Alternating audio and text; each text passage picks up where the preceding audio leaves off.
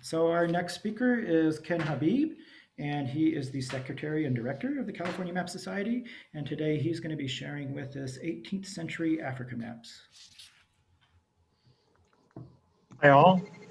Um, I'm going to talk about some African maps. I got interested one day. I saw a large map by an African map by Blau in it, and PBA auctions house in San Francisco when it was still in San Francisco, sitting next to Michael Jennings, who was looking at a San Francisco map. That's where I met Michael. In fact, that was about 5 years ago, and I was stunned by the quality, the size, and the quality of that particular map. So anyway, since then I purchased maybe a baker's dozen of African continent maps, and only a few of which I will put in front of you, but some others to fill in the story around the exploration and colonization of Africa. Some of these maps, some of the other maps being pretty well known. I'll drop a bunch of names, but you don't have to get too caught up in the names. It's mostly the thrust of history, I guess you could say. So I want to show the blanket map first, Tom. Okay, there it is. Yeah, the mapping of the African coastline, not the interior, had begun as early as the 14th century, first by Catalans and then by the Portuguese during the so-called Age of Discovery.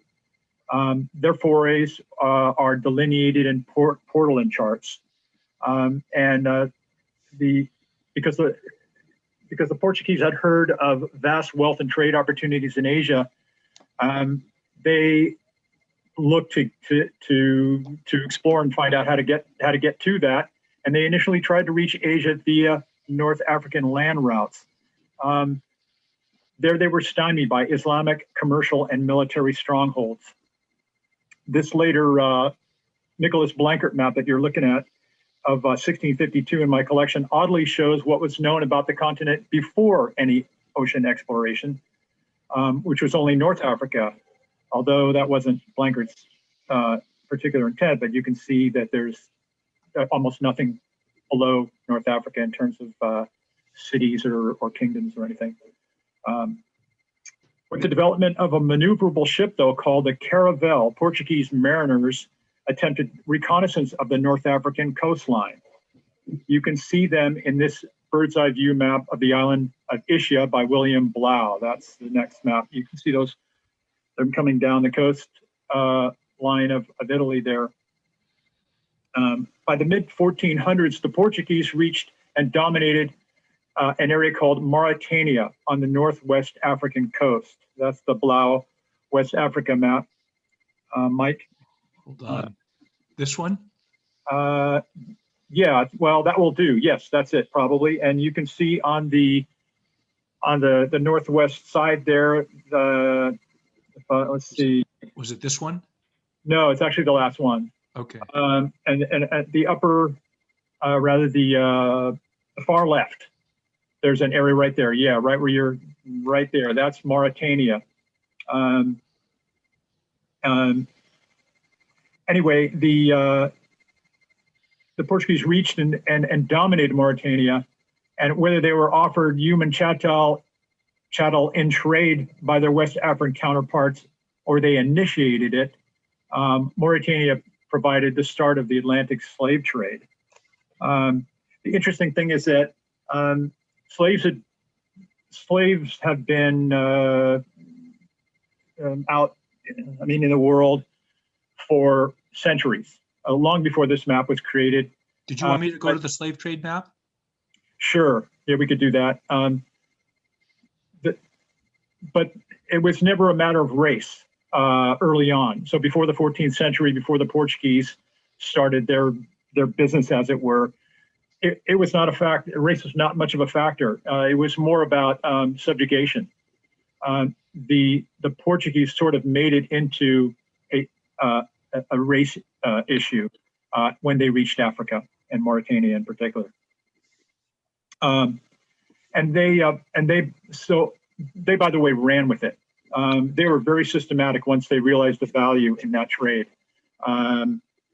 They ended up setting up a colony on the Cape Verde Islands, which was about 350 miles off of Mauritania, and used them as a staging point for transportation of their newest product. You can show that. Which one is that? Hold on. That would be, yes, that's the one right there. That's Santiago, the main port city in Mauritania, or rather in the Cape Verde Islands. And it would eventually become one of the wealthiest cities in the Portuguese Empire, just because of the burgeoning slave trade. But the opportunistic Portuguese ventures did not stop there. Still pursuing trade opportunities in Asia, the mariners bounced from one viable port to another down the West African coastline until eventually Vasco da Gama, a name a lot of you have heard, successfully rounded the Horn of Africa and found a sea route to trade-rich India. And for at least 100 years after that, notwithstanding or in addition to the human industry in Mauritania, the African coast was actually viewed mainly as a route to trade in India and Asia.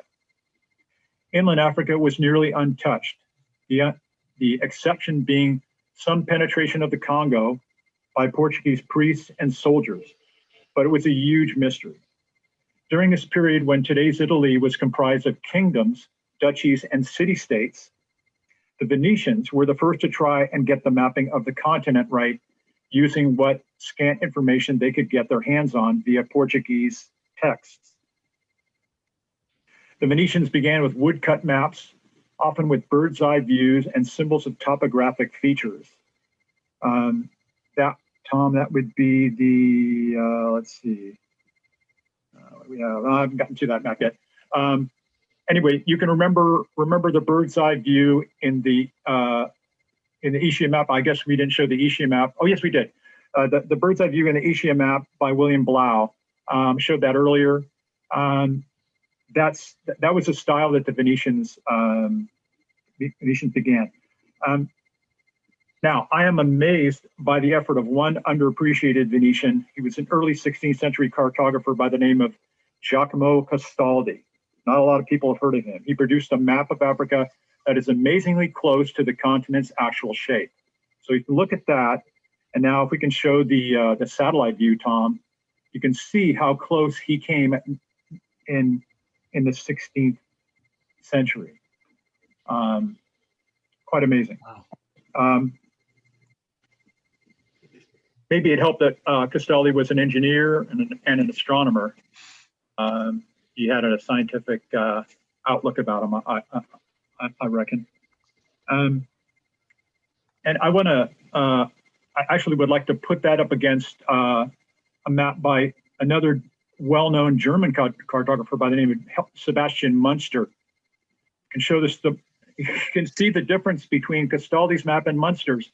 These are they are contemporaneous maps. They were produced at about the same time, within probably 20 years of each other.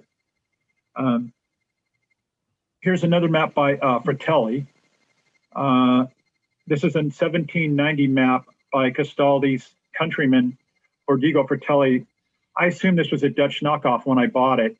I didn't know at the time that Fratelli was following in a long tradition of Italian map makers, which included Forlani and Cornelli. A lot of people have heard of the name Cornelli. He was a big hitter in Italian cartography. The 16th century saw spreading European interest in the African continent, mostly because of the slave trade now. We could show a picture, Tom, of the Elmira Castle, if you can find that one. It's a very famous castle that the slave trade now began to move in and out through. It was run by the Dutch at first, and then I think, or maybe the Portuguese and then the Dutch, but millions of slaves came through that castle. Now we enter the Age of Enlightenment, and the Dutch, behind their growing fleet of ships, had also by this time become the dominant force in cartography. Notable maps of the continent were made by Willem Blau, Jodocus Hondius, John Speed, the Englishman, Gerard Mercator, and Abraham Ortelius named the most well-known. There were others of note, of course. Here's the Ortelius map. You can see at that time he was dazzling people with creatures and also animals within the continent to keep interest in, because they didn't know a lot about the area then, and I mean, even the seas were a mystery. As other people have explained, they imagined a lot of things, and even when they didn't imagine them, they left them in. So Ortelius map of Africa borrows from, you can there's some details from, and you can see why Ortelius sold a lot of maps. They're beautiful and very fascinating. So Ken, you got about a minute left, just to let you know. Okay. Ortelius map of Africa borrows from Castaldi, but he also made some corrections, especially for rivers in the interior like the Niger, whose origin and endpoint would become kind of the holy grail in the 19th century for many intrepid explorers, beginning with Scotsman Mungo Park, Bain U. Clapperton, Rennie Cayley, Richard Francis Burton, John Hanning Speke, George Schweinfurth, and Henry Morton Stanley, a name that most of you guys have heard before. I've got a lot more, but I can talk about it in the chat room. By the way, does anyone, I'll ask this one last question, does anyone know who engraved the 16th century Ortelius map? The engraver. That would be the young Franz Hogenberg of the famous cartograph duo Brown and Hogenberg. That's wonderful. Thank you, Ken. So I think we don't quite have enough time for questions for this one. So if you could join the breakout room and bring up questions then, perhaps we can move on to the next speaker.